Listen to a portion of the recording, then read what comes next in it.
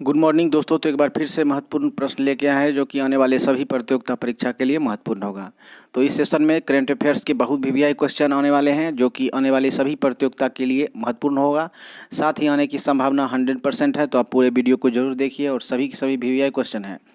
तो चलिए, पहला क्वेश्चन कह रहा है कि सिप्री की एनुअल रिपोर्ट के अनुसार दुनिया में सबसे अधिक परमाणु हथियार किस देश के पास हैं। तो ध्यान रखिएगा, सिप्री की जो एनुअल रिपोर्ट आती है वह दुनिया भर में मान होती है और उसकी रिपोर्ट के अनुसार पूछा जा रहा है कि दुनिया में सबसे अधिक परमाणु हथियार किस देश के पास है। तो इसका करेक्ट आंसर हो जाएगा ऑप्शन नंबर सी, यानी रूस के पास है। रूस के पास 5000 से भी अधिक परमाणु हथियार है, जबकि दूसरे स्थान पे अमेरिका है। तो ध्यान रखिएगा, करेक्ट आंसर इसका हो जाएगा ऑप्शन नंबर सी, रूस। ठीक है, तो चलिए आगे देखते हैं इससे रिलेटेड किसके पास कितने परमाणु हथियार है। तो देखिए, वर्ल्ड न्यूक्लियर फोर्सेस जो हैं किसके पास कितना कितना, जनवरी 2023 की रिपोर्ट है।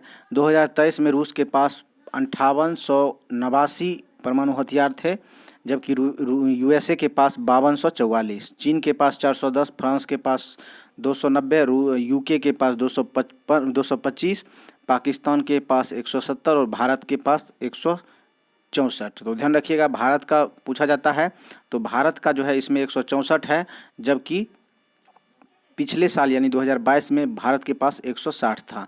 तो 4 परमाणु हथियार भारत के बढ़े हैं, तो ध्यान रखने की बात है। और इम्पोर्टेंट बात यह है कि भारत ने एक भी परमाणु हथियार को तैनात नहीं किए हैं, जबकि अमेरिका रूस जो है अपने परमाणु हथियार को तैनात भी किए हैं। तो भारत जो है अभी तक एक भी परमाणु हथियार को तैनात नहीं किए हैं। तो बहुत वीवीआई क्वेश्चन है, ध्यान रखिएगा। सबसे ज़्यादा रूस के पास है, उसके बाद दूसरे स्थान पे अमेरिका के पास है, तीसरे स्थान पे चीन, चौथे स्थान पे फ्रांस। चलिए आगे बढ़ते हैं। तो दोस्तों, आप लोगों से रिक्वेस्ट है कि जिन दोस्तों ने अभी तक चैनल को सब्सक्राइब नहीं किए हैं, प्लीज़ सब्सक्राइब करके हमारा सपोर्ट करें। तो नेक्स्ट क्वेश्चन देखिए क्या कह रहा है। कह रहा है कि पीएम नरेंद्र मोदी के नेतृत्व में यूएन मुख्यालय में कितने देशों के प्रतिनिधियों के साथ योग का गिनीज वर्ल्ड रिकॉर्ड बना है। तो ध्यान रखिएगा, आंसर इसका हो जाएगा 135। ऑप्शन नंबर क्या हो जाएगा, सी हो जाएगा। यूएन मुख्यालय में 135 देश के प्रतिनिधि आए और 21 जून 2023 को योग दिवस के अवसर पर योग करके गिनीज वर्ल्ड रिकॉर्ड बना दिया है। तो कुल 135 देश के प्रतिनिधि ने भाग लिया है। तो इसका करेक्ट आंसर हो जाएगा ऑप्शन नंबर सी।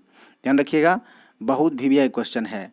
ठीक है, और योग दिवस जो है कब मनाया जाता है, तो 21 जून को, अंतर्राष्ट्रीय योग दिवस 21 जून को मनाया जाता है। ध्यान रखिएगा। नेक्स्ट क्वेश्चन देखते हैं। कह रहा है यूएस प्रेसिडेंट बाइडेन द्वारा आयोजित प्राइवेट डिनर के दौरान पीएम मोदी ने किस पुस्तक का पहला एडिशन उपहार के तौर पे सौंपा।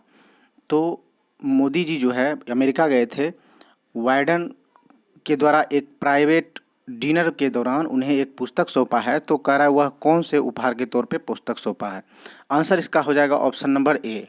ऑप्शन नंबर ए में क्या है, 10 principles of Upanishad. Option number ए हो गया, 10 प्रिंसिपल्स ऑफ उपनिषद जो है पुस्तक का एडिशन बाइडेन को सौंपा है। साथ ही उसकी वाइफ जो थी फर्स्ट लेडी जिल बाइडेन, उन्हें 7.5 कैरेट का ग्रीन डायमंड भी उन्होंने गिफ्ट किया है। तो ध्यान रखिएगा, इसका करेक्ट आंसर हो जाएगा option number A, 10 principles of Upanishad. चलिए आगे बढ़ते हैं नेक्स्ट क्वेश्चन की तरफ। कह रहा है फिनलैंड के नए प्रधानमंत्री का नाम बताएं। ध्यान रखिएगा, फिनलैंड के जो भी नए प्रधानमंत्री वहाँ पे चुनाव हुआ है, तो नए प्रधानमंत्री के रूप में कौन चुने गए हैं। आंसर क्या हो जाएगा, ऑप्शन नंबर हो गया ए, पटेरी ओरपो। ऑप्शन नंबर ए हो गया, पटेरी ओरपो ने फिनलैंड के नए प्रधानमंत्री के रूप में शपथ लिया है। इसके पूर्व कौन थे, तो सना मारिन थे, और सना मारिन की जगह कौन ले लिए, तो पटेरी ओरपो। ठीक है, और इन्होंने 20 जून 2023 को प्रधानमंत्री की शपथ ली और उन्होंने गद्दी पे बैठा। तो ध्यान रखिएगा, ऑप्शन नंबर इसका हो गया पटेरी ओरपो। नेक्स्ट क्वेश्चन देखते हैं। कह रहा है कि 37वें राष्ट्रीय खेल का शुभंकर क्या है। ध्यान रखिएगा, 37वें राष्ट्रीय खेल का शुभंकर जो है वह मोगा है। ध्यान रखिएगा, ऑप्शन नंबर ए हो गया। 37वें राष्ट्रीय खेल का शुभंकर तो आपको पता चल गया मोगा है, लेकिन यह किस राज्य में खेला जा रहा है, तो गोवा में खेला जा रहा है। और ध्यान रखिएगा, गोवा का राष्ट्रीय पशु जो है मोगा होता है और उसी को इन्होंने शुभंकर बनाया। तो 37वें राष्ट्रीय खेल का आयोजन भी गोवा में हो रहा है और उसका जो है आयोजन वहाँ के राष्ट्रीय पशु मोगा को ही बना दिया गया। तो इसका करेक्ट आंसर हो गया ऑप्शन नंबर ए, मोगा। अगला क्वेश्चन देखते हैं। आगे बढ़ने से पहले आप लोगों से रिक्वेस्ट है दोस्तों कि आप मेरे चैनल को सपोर्ट करें सब्सक्राइब करके, और दोस्तों को भी शेयर करें और लाइक कर दें। आप लोगों से रिक्वेस्ट है, प्लीज़ आप इतना तो कर सकते हैं। चलिए आगे बढ़ते हैं। नेक्स्ट क्वेश्चन का है, कैनेडियन ग्रांड फिक्स 2023 के विजेता कौन बन गए हैं?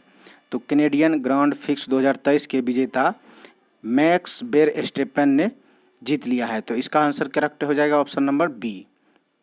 यह जीत के साथ यानी कैनेडियन ग्रांड फिक्स के साथ इन्होंने मैक्स वेरस्टेपेन ने जो है 100वीं जीत यानी 100वीं रेस को भी इन्होंने जीत लिया। यानी इनका कैनेडियन ग्रांड फिक्स जो है वह 100वां रेस था और इन्होंने ये जीत लिया। इसके साथ 2023 में Spanish Grand Prix, Monaco Grand Prix, Bahrain Grand Prix, इन सभी को जो है मैक्स वेरस्टेपेन ने ही जीता है।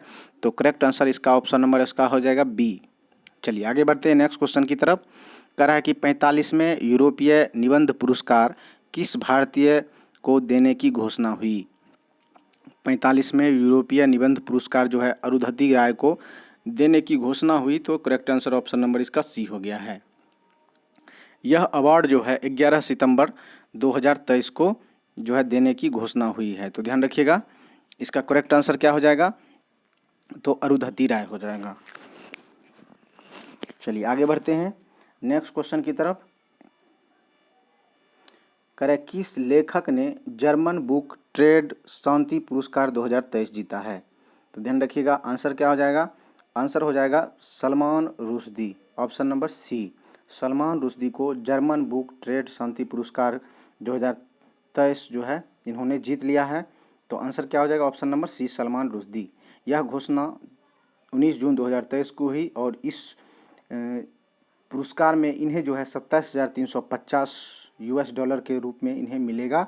और ध्यान रखिएगा कि जर्मन बुक ट्रेड शांति पुरस्कार की स्थापना 1950 ईस्वी में हुई थी और यह पुरस्कार जो है कौन जीत लिए हैं? तो सलमान रुश्दी के द्वारा जीता गया है। नेक्स्ट क्वेश्चन देखते हैं। करा कि केंद्र सरकार ने इनमें से किसे RBI का डिप्टी गवर्नर नियुक्त किया है? तो ध्यान रखिएगा, केंद्र सरकार ने इसे डिप्टी गवर्नर नियुक्त किया है। तो किन्हें किया है? तो आंसर इसका हो जाएगा स्वामीनाथन जानकी रमन, ऑप्शन नंबर इसका बी हो जाएगा। ध्यान रखिएगा, भारतीय रिजर्व बैंक के एक गवर्नर होते हैं और 3 डिप्टी गवर्नर होते हैं। तो डिप्टी गवर्नर के रूप में स्वामीनाथन जानकी रमन को नियुक्त किया गया है। तो आज वर्तमान में RBI के गवर्नर कौन है? तो शक्तिकांत दास हैं। तो इस क्वेश्चन का करेक्ट आंसर हो जाएगा स्वामीनाथ जानकी रमन। चलिए आगे बढ़ते हैं।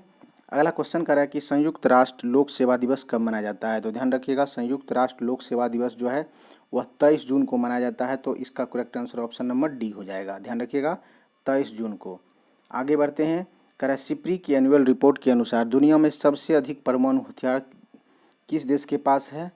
तो ये क्वेश्चन जो है रिपीट हो गया है, आपको पता है। ऑप्शन नंबर बी हो जाएगा, रूस के पास। दूसरे स्थान पे कौन है? तो अमेरिका है। ठीक है, तो करेक्ट आंसर ऑप्शन नंबर इसका बी हो गया। नेक्स्ट क्वेश्चन देखते हैं। आप लोगों से रिक्वेस्ट है दोस्तों कि जिन दोस्तों ने अभी तक चैनल को सब्सक्राइब नहीं किए हैं, प्लीज़ आपसे रिक्वेस्ट है सब्सक्राइब करके सपोर्ट करें। चलिए आगे बढ़ते हैं नेक्स्ट क्वेश्चन से।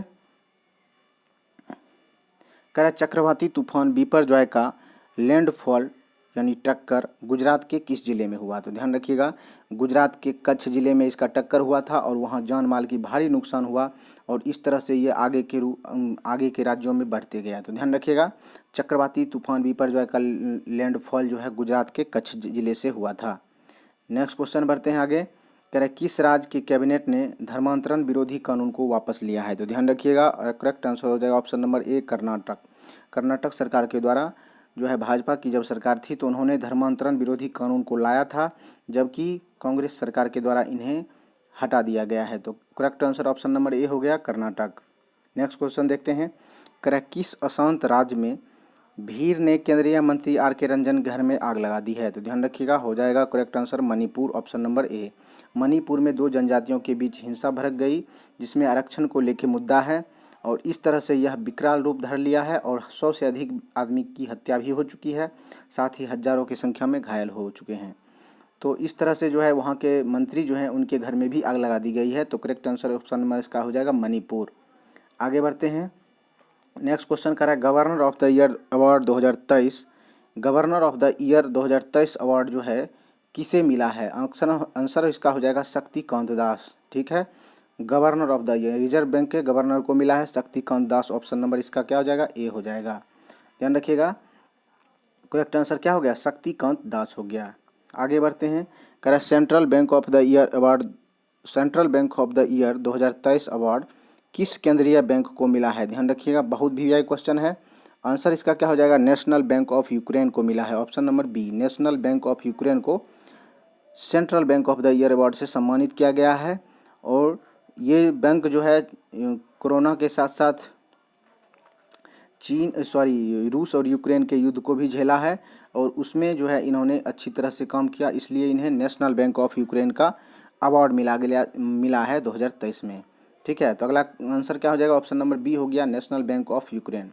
तो दोस्तों ये जो है बहुत वीवीआई क्वेश्चन का सेट था, आप लोगों को कैसा लगा कमेंट कीजिएगा।